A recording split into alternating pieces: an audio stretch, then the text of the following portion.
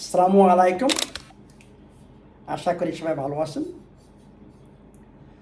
তো আজকে আমি কফি এনেমা নিয়ে একটু আলোচনা করব।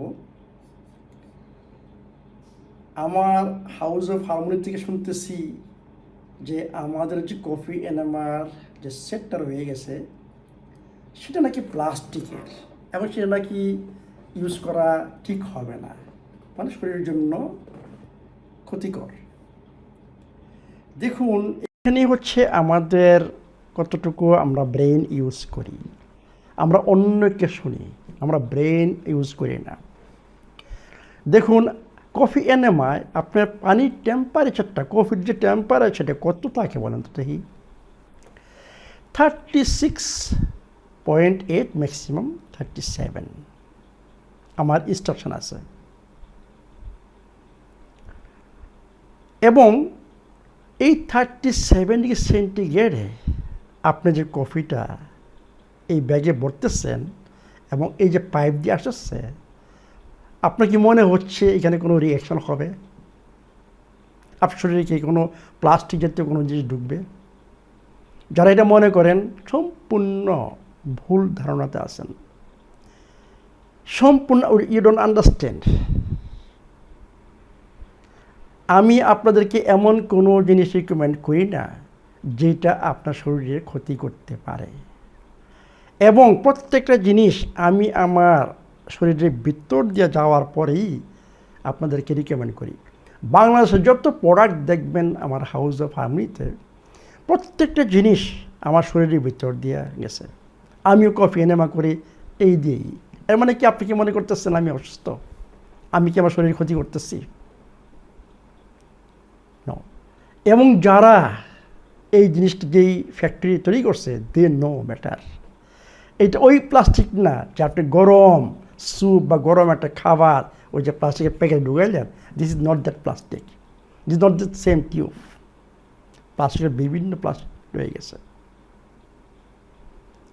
হোয়ারেস কেউ কেউ মার্কেটিংয়ের জন্য নিজেদের পকেটের টাকা করার জন্য আপনাদেরকে কী রিকমেন্ড করে? স্টেনলেস স্টিল বা কী জাতীয় এগুলা, for what I don't know. এবং ওরা জীবনে কোনো দিন কফি এনেমা কী জিনিস কী করে তাও ঠিকমতো বুঝায় বলতে পারে না। কারণ তারা কোথা থেকে নিয়েছে? কেউ নামও শোনে না জীবনে যারা এগুলো রিকমেন্ড করে কফি এনেমার সম্বন্ধে আগে। Everybody follow me and then telling different things. এই জন্য বলি যে আমাকে যারা ফলো করেন আমার উপর কনফিডেন্স রাখেন, কারণ আমি আপনার যে টাকা চাচ্ছি না, আমার আপনাদের টাকার দরকার নাই। এবং যারা এই সব বলে ওদের আপনাদের টাকার দরকার আছে। আমি বাংলাদেশে এইসব জিনিস পাঠাচ্ছি শুধু একটাই কারণে, যেহেতু আমি বাঙালি। আমি চাই যে বাংলাদেশে আমরা সুস্থ থাকুক, ফ্যামিলি সুস্থ থাকুক। এই যে দেখেন আমার বইয়ে যে লেখা আছে এই জিনিসগুলা, এটি তো এইটা কি, এটা আমাদের বডিটা হচ্ছে একটা কমপ্লিকেটেড একটা মেশিন। যে কোনো জিনিস আমি শরীরে ঢুকাই আমার বডি এটাতে রিঅ্যাক্ট করবে। একটা ন্যাচারাল প্রোডাক্ট যদি আমি ভিতরে ঢুকাই, যেভাবেই ঢুকাই একটা রিঅ্যাকশান আসবে। এটা আনন্যাচারাল জিনিস আমি ঢুকাই সেটা অন্য রিঅ্যাকশান আসবে। কফি এনেমা আপনি কোনো আনন্যাচারাল জিনিস ঢুকাচ্ছেন না। এইটা শুধু কফি এবং পানি, গুড ওয়াটার, আর কিছুই আপনি ঢুকাচ্ছেন না ভিতরে। এটা ন্যাচারাল, সব কিছু ন্যাচারাল। কফি আপনার অর্গানিক কফি পাচ্ছেন, পানি গুড ওয়াটার, আমি বলি গুড ওয়াটার। কফি এনেমার কাজ হচ্ছে শুধু কনস্টিপেশন দূর করা না, কফি এনেমার কাজ হচ্ছে লিভার ফাংশনকে ইমপ্রুভ করা। কারণ গাট এবং লিভার একসাথে জড়িত। আমি যা খাচ্ছি আমার গাটে সব অ্যাবজর্ব হয়ে ওই পোর্টাল ভেন দিয়ে সরাসরি কোথায় যায়, লিভারে যায়। এখন আপনার গাট যদি ময়লা থাকে, আপনার গাট যদি আনহেলদি থাকে, এই সমস্ত জিনিস ওই লিভারে যায়, লিভারের উপর হেভি লোড পড়ে। লিভারের অনেক অনেক কাজ, আমি এগুলো বলবো না। এই জন্য আমি বলি যে সুস্থ থাকতে চান, আমাদের গাটকে ক্লিন রাখতে হবে। এবং গাটকে ক্লিন রাখার একমাত্র পথ হচ্ছে ভালো খাবার, আমার বইয়ের 1 নম্বর সূত্র ফলো করা। আমার বইয়ের যে 1 নম্বর সূত্র যারা ফলো করবেন, 3টা জায়গায়, একটা হচ্ছে হেলদি খাবারের লিস্ট, যেই খাবার হারাম, এবং খাবারের নিয়ম, ন্যাচারাল লজ অফ ইটিংস, যারা এটা ফলো করবেন তাদের গাট সুস্থ থাকবে। এবং যাদের স্ট্রেস ম্যানেজ করতে পারবেন, যাদের স্ট্রেস নাই, তারা তাদের গাট সুস্থ থাকবে। কারণ আমি যখন স্ট্রেসে থাকি, ক্রনিক স্টেজে থাকে, আমার গুড ব্যাকটেরিয়া মারা যায়। আমার বডি যদি অ্যাসিডিক হয়, তখনও গুড ব্যাকটেরিয়া মারা যাবে। এই জন্য বলতেছি আমি যে প্রচুর পরিমাণে কার্বোহাইড্রেট, সুগার জাতীয় খাবার খায়, ফুড ড্রিঙ্কস, সফট ড্রিঙ্কস, তখনও আমার গুড ব্যাকটেরিয়া মারা যাবে। যেগুলো আমাদের শত্রু, ওই ব্যাড ব্যাকটেরিয়ার খাবার দিচ্ছেন, ওগুলো জন্মাবে। তখন আপনার গাট অসুস্থ হবে, এবং সে অসুস্থ হওয়া মানে কি, আপনার লিভারকে অসুস্থ করতেছেন। আর কফি আমার কাজ হচ্ছে, আমি যেই 1 নম্বর সূত্র ফলো করে আসতেছি, ভালো খাবার খেয়ে যাচ্ছি, ইন এনি কেস আমাদের গাটে কিছু থেকে যায়। আপনি ট্রাই করতে পারেন, যা যা মনে করতেছেন আমার পায়খানা একবারে ক্লিয়ার, ভেরি গুড। এরপরে আপনার কফি এনেমা করে দেখেন কি বের হয়, দেন ইউ ক্যান আন্ডারস্ট্যান্ড যে সব কিছু বের হয় না, কিছু থেকে যায়। এগুলো আস্তে আস্তে আস্তে আস্তে অ্যাকুমুলেট হয়, বুঝছেন, এইগুলা টক্সিসিটি, বুঝছেন, এগুলা ওই লিভারে যায়। এই জন্য বলি যে সপ্তাহে যারা একবারে সুস্থ আসেন, কোনো প্রবলেম নাই, পায়খানার প্রবলেম নাই, কোষ্ঠকাঠিন্য নাই, ওদেরও আমি রিকমেন্ড করি যে সপ্তাহে 1 বার বা 2 বার আপনি কফি এনেমা করেন। এতে করে নিজেই ফিল করতে পারবেন হাউ ইউ ফিল। আমি সবসময় গাট হচ্ছে আমাদের ব্রেন নাম্বার 1। এই গাটের উপর নির্ভর করে আমার সমস্ত শরীরের সুস্থতা, আমার চামড়ার চেহারা, আমার নখ, আমার চুল, আমার স্কিনের যে বুঝছেন, সব কিছু ডিপেন্ড, আমার ইন্টারনাল হেলথ সব কিছু ডিপেন্ড করে এই গাটের উপর। এই গাট ব্যাকটেরিয়া আপনার হজমের জন্য প্রচুর ভিটামিন তৈরি করে, নিউরোট্রান্সমিটার তৈরি করে, হরমোন তৈরি করে, আপনি জানেন না। তাহলে আপনারা অন্যের কথা শুনবেন না, আমার প্রতি বিশ্বাস রাখুন।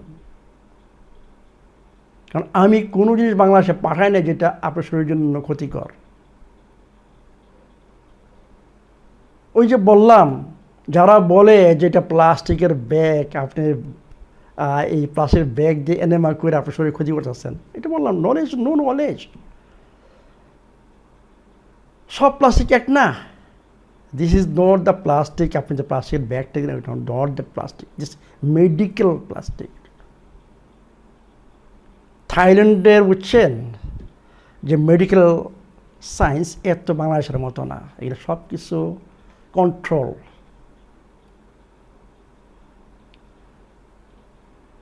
আর একটা জিনিস খেয়াল করেন যে পানির টেম্পারেচার 36.78, এইটা কি সম্ভব এর সাথে কোনো রিয়াকশান আসা?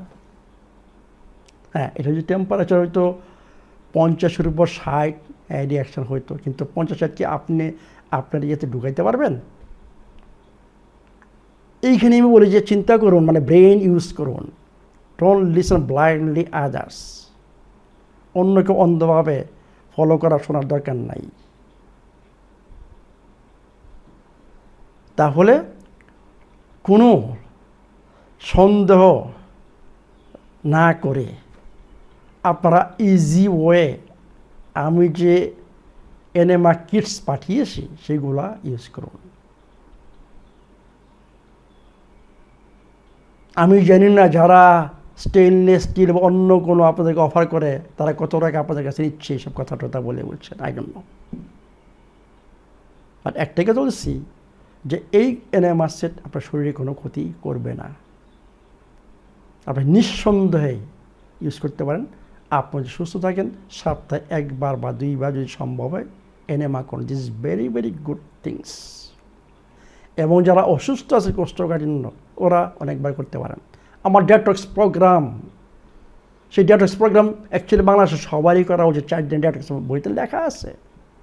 ওইখানে মাস্ট আপনাকে দিনে 2 বার কফি এনেমা করতে হবে। যারা ফাস্টিং করেন, মনে করেন লঙ্গার ফাস্টিং, 36 ঘন্টা, 38 ঘন্টা বা 3 দিনের ফাস্টিং আমি করেছি, বুঝছেন, 1 দিনের ফাস্টিং, আপনারা এই কফি এনেমা করেন আরও ডেটক্সিফাই ক্লিন করার জন্য। কিন্তু আপনাকে কী করতে হবে? ইলেকট্রোলাইটস সাপ্লাই দিতে হবে ফাস্টিংয়ের সময় যে করেন। এবং নর্মালি করলেও আপনাকে ইলেকট্রোলাইটস মানে pink salt, Himal pink salt use করুন। আরেকটা কথা শুনি, অনেকে বলেন যে স্যার কফি এনেমা গেলে তো ব্যাকটেরিয়া চলে যাবে, ভালো ব্যাকটেরিয়া চলে যাবে। সম্পূর্ণ রং। আপনি কি মনে করছেন ভালো ব্যাকটেরিয়া কি আপনার ওই গাটের ভিতরে দৌড়াদৌড়ি করতেছে ফ্রি? মানে এটি নো, দে অলরেডি মানে আপনার যে ইন্টারনাল লেয়ার আছে তার সাথে ওরা কানেক্টেড। কফি এনেমা এবং ওজন রেকটাল ইনসুফ্লেশনে, ওজনে গুড ব্যাকটেরিয়া মারা যায় না, ব্যাড ব্যাকটেরিয়া মারা যায় ওজন ইনসুফ্লেশনে। গুড ব্যাকটেরিয়া আরও বাঁচে, আরও গ্রো করে। তো কফি এনেমায় আপনার ব্যাকটেরিয়া কোনো দিন never go. You can check, you can do a medical test, can you find any bacteria there, you try. ময়লা পাবেন, অনেক কিছু পাবেন এখানে যেটা বের হয়, অনেক টক্সিন, অনেক কিছু আবর্জনা মানে আমাদের গাটে জমা হয়। এইগুলোই হচ্ছে আমাদের মেইন যে ডেটক্সিফিকেশন করতে হয়। এই জন্য, কারণ এগুলো টক্সিন, এগুলা ব্লাডেই হয়।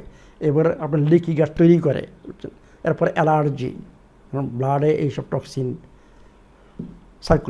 সার্কুলেশন হয়, তখন আপনার অ্যালার্জি, বিভিন্ন ধরনের অ্যালার্জি। তো এই জন্য বলতেছি যে কফি এনেমা অত্যন্ত, অনেকে ভয় করেন না, অত্যন্ত ইজি একটা প্রসিডিউর।